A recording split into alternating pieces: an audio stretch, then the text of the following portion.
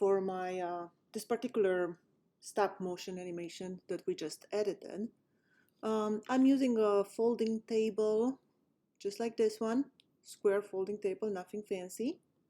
It's in the middle of my studio, and I put a backdrop on it. This is going to be the base of our animation. This particular backdrop is from V flat. I don't like it so much for taking photos, but for this kind of stuff works perfectly. I taped it to the table with gaffer tape. That way we make sure it does not move as we move the figurines around. You do not want your backdrop to move or you're moving, or it's going to ruin the whole video. Make sure it's taped good. For my computer, I use my MacBook Pro. I store all my photos on this external solid state drive. That way I keep my computer pretty free so it runs quickly with all the editing programs that I need. This is the hard drive I'm using. Computer plugged into power. That way you do not run out of power while you're taking photos. That's the worst thing that could happen to you. I use a tethering cable. I particularly like this one from Tether Pro. It's orange, I can see it. I don't trip on it in the studio.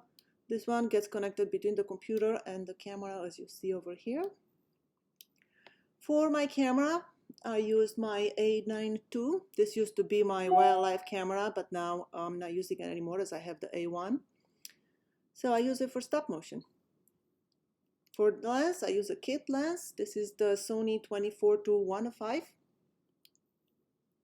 For lights, for this particular one, I use nothing fancy, just my studio lights, my room lights, tungsten lights.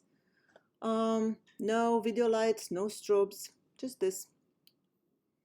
Because I use the room lights, I had to use a custom white balance to make sure that my white balance is correct on camera. I use this gray card and set my custom balance inside my camera, as you can see.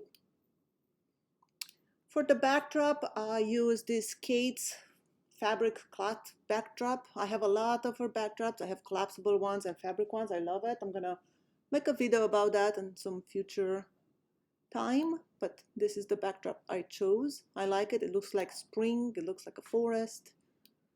It works great for this. The backdrop is about 8 feet away from my table. And make sure you steam the backdrop so it doesn't have any creases. You can see my steamer right there on the right. I just did that. For the editing program for stop motion, I like to use Dragon Frame. You do not need to use Dragon Frame. You can just do it in Lightroom and Photoshop. But I do have this program, so I'm using it. The settings in Dragon Frame, I use 1 second exposure for my camera. That way I don't get any flickering. The longer the exposure, the more the light balances out and you don't get flickers. I shoot at f8.